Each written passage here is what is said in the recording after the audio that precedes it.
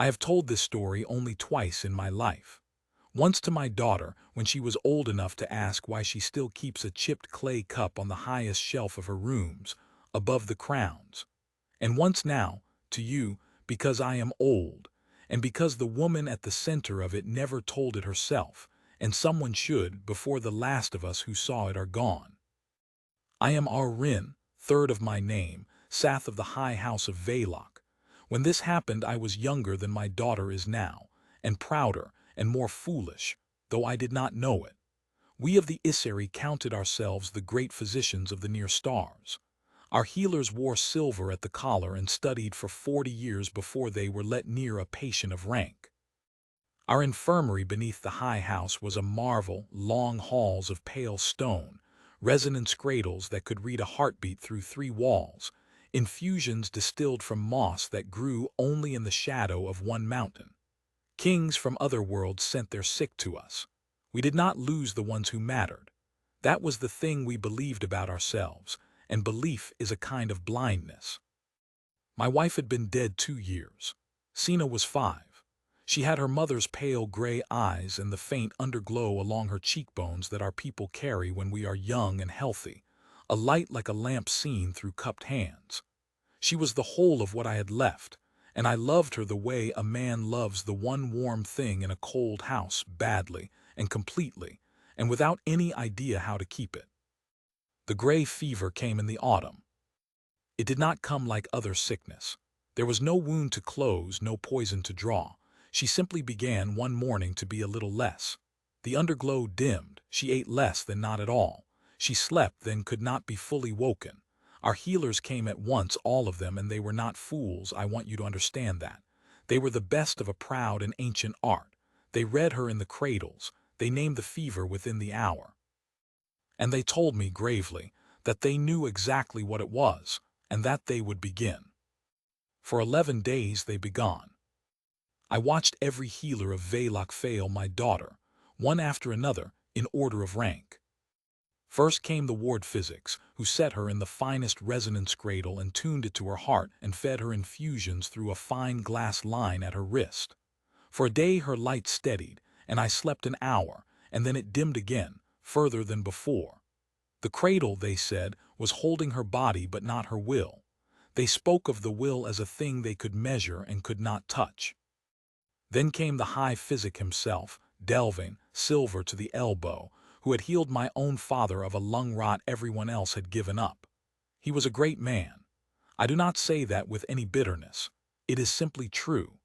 He examined her for a full day and a night and then took me into the side room and told me, with real grief in his old face, that the gray fever was not a sickness one cured. It was, he said, a sickness one outlasted, the body forgetting how to want, and either remembering on its own or not. Their whole art could hold the vessel steady and wait. The rest was hers. And she was small, and she was tired, and she had, he said gently, perhaps already begun to set the burden down. I did not understand him then. I understood him to be telling me she would die and that it was no one's fault and that the finest medicine in the near stars had done all it could. I raged at him. I am not proud of it. I said things a Sath should not say to an old man who had done nothing but his best. He took them. He had heard grief before. By the 11th day they had stopped adjusting the cradle. They still came, the ranked healers, 3 times a day and stood over her and read the falling numbers and made small careful notes and left.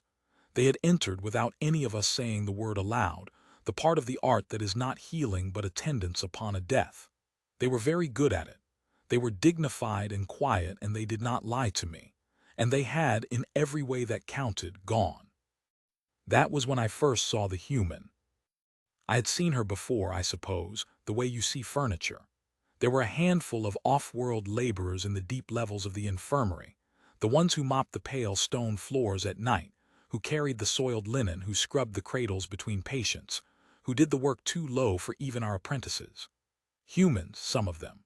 Small, dun-skinned, dark-eyed, none of them glowing at all, which had always struck me as a slightly pitiable thing about their kind, that they carried no light in the skin. They were paid in board and passage. They were not people to me. I mean that as the confession it is. They were not people to me. She was on her knees by the far wall of Sina's room, wringing a gray rag into a bucket, when I came in near midnight to sit with my daughter as I had taken to doing. I had told the guards to let no one turn me away. I sat, and I held Sina's hand, which was cool and did not hold back, and I watched the small light of her flicker, and I did not weep, because I had found by then that weeping used up something I needed to keep sitting there. The human worked without a sound. She did not look at me. She finished the floor and gathered her bucket and stood, and then instead of leaving, she stopped at the foot of the cradle and looked at my daughter for a long moment. Not the way the healers looked, reading the numbers in the air above her. The way, I did not have a word for it then, the way you look at a person. Then she said in our tongue, roughly, with the flat accent of her kind, "How long since she took water?" I was so astonished that a floor scrubber had spoken to me that I answered before I thought. "The line feeds her." She looked at the glass line at Sina's wrist at the slow, bright infusion. "That's not water," she said. "That's medicine. When did she last drink, swallow something, by her own mouth?" I did not know. I said I did not know. "Days," she said, not to me, to herself. She set the bucket down. And then this human, this laborer, this thing that was not a person to me, reached out and laid the back of 2 fingers against my daughter's cheek, and along the side of her throat, and I should have called the guard. A Sath's child, touched by a scrubber of floors. Instead I sat frozen because there was something in the way she did it, a competence so plain and unhurried that it did not occur to me to stop her. She was not being tender. She was checking something. She was a person doing work she knew. "She's cold," the human said. "Not fever hot, cold and dry as paper. Where I'm from we'd have had a nurse on her a week ago." She straightened, and for the first time she looked at me directly, and I saw she was older than I had thought, lines at her eyes, gray threaded in the dark hair pinned back off her face. "Forgive me, sir. It's not my place." And she took her bucket and went. I sat the rest of that night turning her words. When did she last drink by her own mouth? I asked the ward physic in the morning. He was patient with me. The line, he explained, delivered fluid and medicine both in perfect measure, far better than the crude business of the mouth. There was no cause for concern on that account. I believed him. He was silver to the elbow and the human wrung out rags. Of course I believed him. But that night I watched, and I saw that the line at her wrist had slipped, sometime in the small hours, and that a wet patch had spread on the linen where the infusion had been running not into my daughter but into the bedding, for how long I could not say. And when the ward physic came at dawn and reset it, calm and unhurried, and made his small note, I understood for the first time that the perfect line was tended by people, and that people at the death watch of a child they had already given up do not tend very closely at all. I did not sleep. I walked the deep levels of the infirmary in the gray before morning, in my night robe, without my guard, which no Sath of Valok had done in living memory, and I found her in a low room off the linen stores, eating from a wooden bowl with 3 other humans, and the whole room went still and terrified when they saw who stood in the door. "You," I said to her, "come with me." Her name was Marin Vale. I learned it only later. In that moment I did not think to ask it, which shames me still. She came. In the corridor, walking, I said, "You said where you are from there would have been a nurse. What is a nurse?" She was quiet a moment, choosing words in a tongue not her own. "Someone who does the small work," she said. "Not the medicine. The medicine's the physician's. The nurse does the rest, keeps them warm, gets water in them a little at a time so they don't dry to nothing, turns them so they don't sore up and sicken from lying, cleans them so no rot sets in, sits with them so their heart's got a reason to keep the beat." She glanced at me sidelong. "Sounds like nothing, it isn't. It's most of whether a body lives when the sickness is the kind you can't cut out. Your healers," she stopped herself. "Say it." "Your healers are grand," she said. "I've watched them. They can hear a heart through a wall. But nobody in this whole house does the small work. There's no one to do it. It's beneath them. So the ones who can be cured by the grand medicine they save, and they're wonders at it. And the ones who need the small work to come back," she shrugged, a small human motion, "they lose those, and they don't even know they're losing them for want of a spoon of water in somebody's hand. They think it's fate. I have ruled a house for 30 years since that night. I have heard a great deal of counsel from a great many clever men in silver collars. I have never in my life been told a truer thing than what that woman told me in a cold corridor before dawn, and it was told to me by someone I paid in board and passage, and had not troubled to think a person. "Were you a nurse?" I said. "Before." 19 years, she said. "On my world. Then things went bad at home and I took the passage that was going, and this was the work there was. I cleaned floors well enough." She said it without complaint. That was the thing about her I came to know. She never once complained in all of it of the distance between what she was and what we had let her be. "Come and do the small work," I said, "on my daughter tonight." And she looked at me, and here is the part I did not expect. She did not leap at it. She looked at me the way you look at a man offering you a thing that will cost you. "Your healers won't have it," she said. "It'll be my neck. It's a rule, sir, that our sort don't touch the ranked patients. I break it, they can put me off the world." "I am the Sath," I said. "The rule is mine to break." "Rules are never as much yours as you think," she said, which was, again, truer than anything my counsel had ever told me. But she came. They would not have it, of course. When I brought her into Sina's room and told the ward physic that this human was to sit with my daughter and do as she saw fit, he went pale to the underglow and sent for the high physic, and the high physic came, silver to the elbow, and was more courteous and more immovable than I have ever seen a man be. It was unthinkable, he said. It was not merely rank, it was medicine. An untrained laborer at the cradle of a child of the house, doing God's knew what with her crude, off-world notions. If the child died under that hand, the shame would fall on the whole art.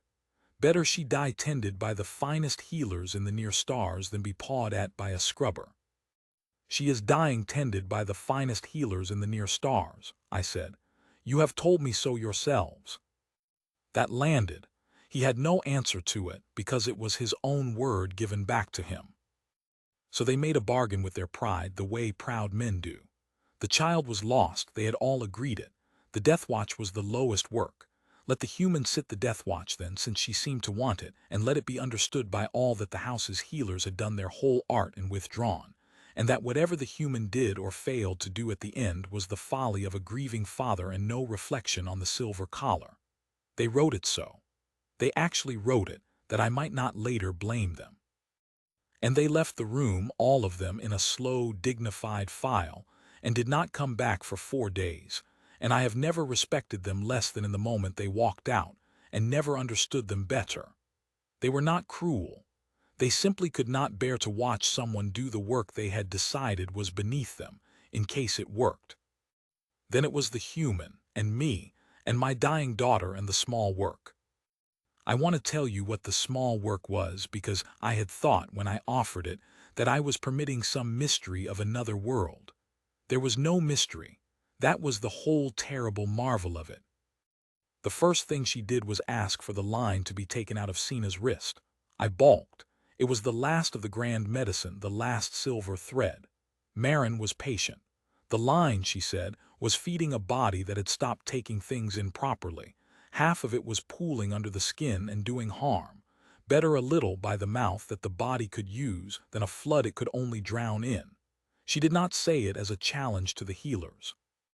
She said it as a plain fact of bodies, which she knew, and they, for all their 40 years, somehow did not, because they had never once sat and watched what happened at the low, slow end of things. I let her take it out. It was the hardest thing I did in the whole of it, pulling the last silver thread, and she saw that it was, and she said quietly, "You're not giving up on her. You understand. This is the harder work. Anyone can hang a line and read a number. This is the work that's actually hard."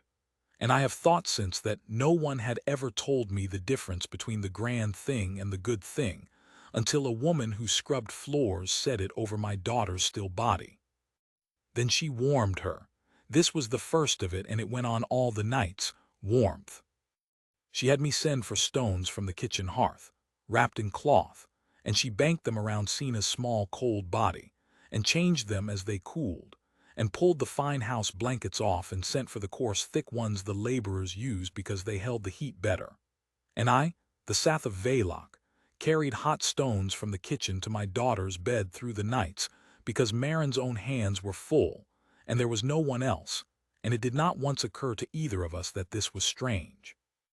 A child dying of the fever that forgets how to want is a child growing cold from the inside, she told me, and you cannot fill a cold vessel. You warm it first, and then it can take the fuel. Warmth first, then water.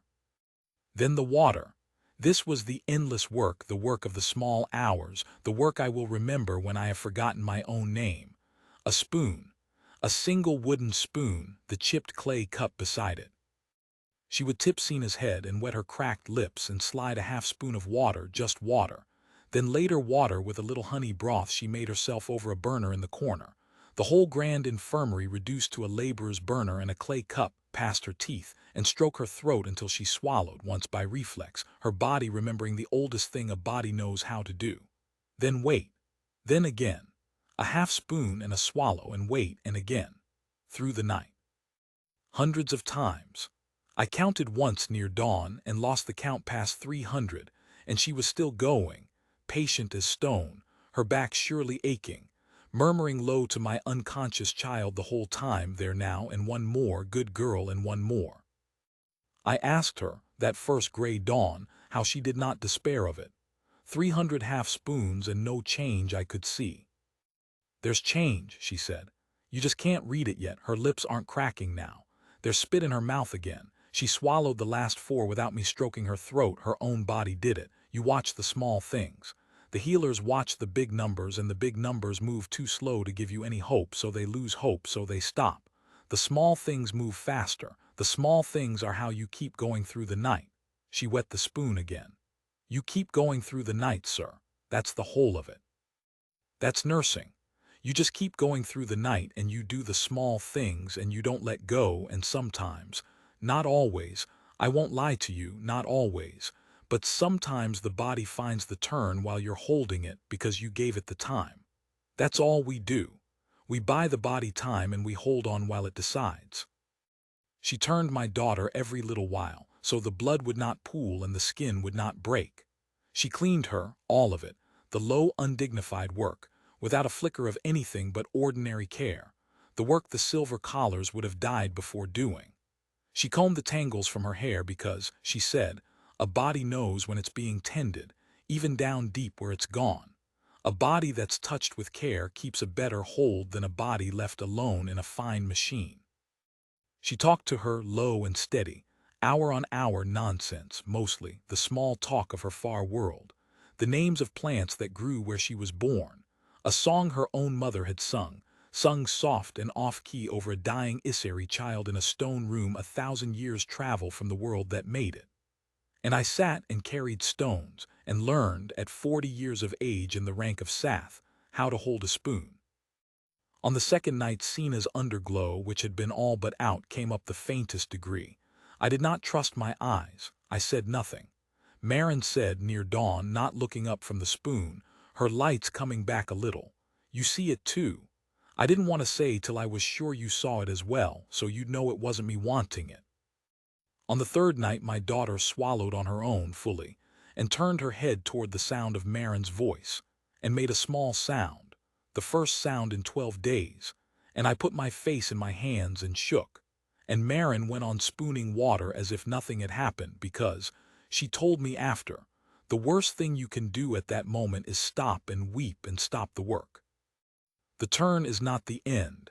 It is the most dangerous part. The body is deciding, and you hold on hardest exactly when you most want to fall down grateful. So she held on, and I got hold of myself, and we kept going through the night. On the 4th night Sina opened her eyes, gray as her mother's, and looked at the human bending over her, and said, in the small cracked voice of a child coming back from very far, "Are you my nurse?" A word she did not have in our tongue, a word she must have caught from Marin's own murmuring through the long dark, the human word, and Marin said, "Yes, love, I'm your nurse. Have some water," and gave her the spoon, and my daughter drank from it, holding the clay cup herself with both small hands, and lived. The healers came back that morning. They had timed it, I think, to arrive at the decent hour when a death watch is expected to be over, prepared to be grave and dignified, and to conduct the child's body with all honor to the house. They found her sitting up. They found her drinking honey broth from a clay cup held by a floor scrubber, her underglow risen to a low, steady lamp, asking when she might see her father, not knowing I had not left the room in 4 days. I will not pretend I did not enjoy their faces. I was not yet the man I would become. I was still the proud one, and there was a black joy in me at the sight of the high physic of Vaylock, silver to the elbow, staring at a living child he had signed away. But the joy did not last, because the high physic, whatever else he was not a small man, and after a long moment he crossed the room, and he looked at my daughter for a while, and then he turned to the human and he asked her, how? And she told him, plainly, without triumph, the way she had told me, the warmth first, the water by the spoon, the turning, the cleaning, the touching, the voice, the buying of time while the body found its own turn, the small work. She did not say you failed her, she never once said it to any of them. She said, you'd have had her too, sir, if there'd been anyone in this house whose whole job was to sit and do the small things. You're grand at the medicine. There's just no one here to do the nursing. Where I come from, we've a whole art of it, its own study, its own honor. It's not lower than the medicine. It's the other half of it. And the old man listened to a woman who mopped his floors tell him that his ancient and celebrated art had, for all its 40 years of study, been missing half of itself the whole time, and he did not order her whipped, which is what an emissary of that day and that rank would ordinarily have done. He listened. He was old, and he had just watched a thing he thought impossible, and something in him was honest enough to bend. Now I come to the part that is mine to be ashamed of, and so it is the part I most want told, because a story where the great learn easily is a lie, and I was one of the great. When it was over, when Sina was mending and the danger passed, I did what my kind did with a debt to someone beneath us. I offered to pay it and be done. I called Marin before me, mind, as if I were doing her an honor by receiving her, and I offered her gold, a great sum, passage to any world she chose, her freedom from the low work forever. I offered it warmly. I thought myself generous. I thought myself, God's forgive me, kind. And she thanked me, and she said no. Not to the money, she took the money, she was not a fool, and she had people at home who needed it, and I honor her that she was practical. But to the being done. You want to pay me and have me gone, she said, quiet in that flat, plain voice. So it stays a nice story and nothing has to change. I've seen it before, sir, on my own world from lords who ought to have known better. The nurse saves the child, the lord's grateful. The nurse gets a purse and a boat, and next year another child dies of the same nothing, for want of the same spoon, because nobody changed the thing underneath. She looked at me steadily, a small, dun-skinned woman with no light in her at all, and she said, your daughter lived because I broke your rule. How many died keeping it? How many will die next year? You don't owe me a purse, sir. If you owe me anything, you owe those ones, and you can't pay them with gold. You can only pay them by changing the house. I sent her away. I am ashamed to say I sent her away angry, not at her, at the truth of her, which is the worst kind of anger, the kind that means the thing has gone in and is doing its work whether you will it or not. I did not sleep, and in the morning I understood that I had been offered by a woman who wrung out rags, the one thing my rank had never once offered me, a way to be better than I was. And that if I took the easy road, the purse and the boat and the nice story, I would deserve every small light that went out in that infirmary for want of a spoon for the rest of my days. So I did the harder thing. It took years. The great houses do not turn quickly, and there were silver collars who fought me, who felt the shame of it, that half their art had been done all along by people they scorned. But I was the Sath, and the rule had been mine to break, and now the making of new rules was mine as well. We founded the nursing order of Vaylock. We gave it study and honor and a collar of its own, not silver, a plainer metal chosen on purpose that no one might ever again mistake the humble work for the low work. We took the humans who had scrubbed our floors, the ones who had carried the old knowledge in them all along unnoticed, and we did not send them away with purses. We asked them to teach us. Some laughed at us, and I did not blame them. Some stayed.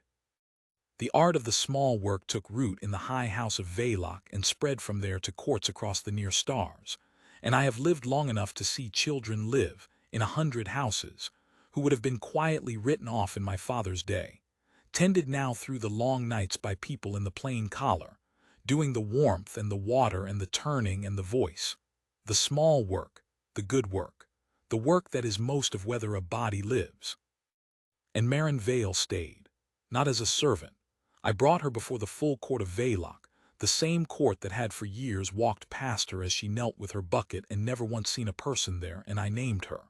I made them learn her name. I told them in the high hall under the crowns of my fathers exactly what she had done and exactly what we had all failed to do, and I did not spare myself in the telling, and I gave her the first plain collar of the new order with my own hands. She wore it uncomfortably. She was never easy with ceremony, but she wore it. She raised my daughter alongside me in the end.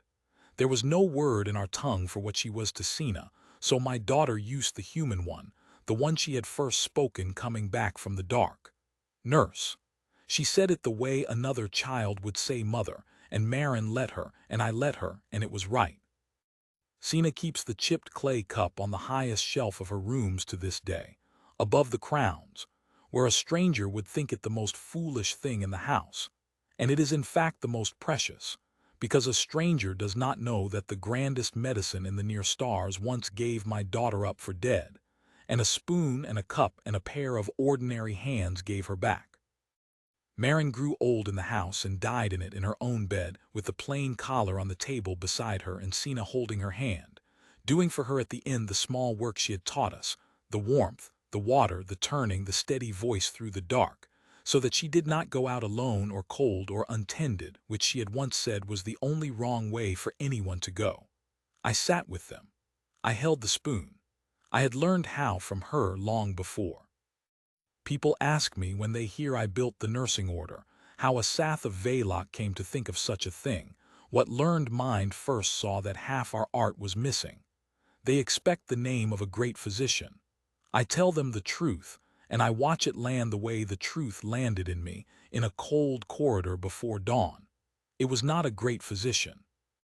It was a woman who mopped our floors, whom we did not think a person, who knew the whole of the thing we had never learned, and did it, on her knees, unpaid and unranked, through 4 nights, on a child everyone else had given up, and asked in return only that we change the house, so that no other child would be lost for want of what she carried in her 2 plain hands all along. We had believed we were the great healers of the near stars. We had a marvel for every sickness but the slow kind, and for the slow kind we had a marvel too. We knew, precisely, how to lose the patient with dignity. The human had no marvels at all. She had a spoon and a cup, and the stubbornness to keep going through the night, and the plain hard love of it, and she saved my child with those and nothing more, and shamed us into becoming better than we were. I keep the second cup. There were 2, you see, the one Sina drank from, that lives above the crowns, and the one Marin used, plainer still, that she pressed into my hand the last night, when she could no longer hold it. I keep it on my own high shelf now. When I am tempted, as old rulers are, to believe in the grandeur of my house and the greatness of my art, I take it down and hold it, and I remember that everything I am proudest of began with a person I refused to see, doing work I thought was beneath me, buying a small life a little more time, a half spoon at a time through the dark, holding on, not letting go, until the body found the turn. That is the whole of it. That is nursing. That is, I have come to think, most of what love is too when you strip the crowns off it. You keep going through the night. You do the small things. You do not let go. And sometimes, not always, she would want me to say not always sometimes, while you are holding on, the thing you love finds its way back to the light.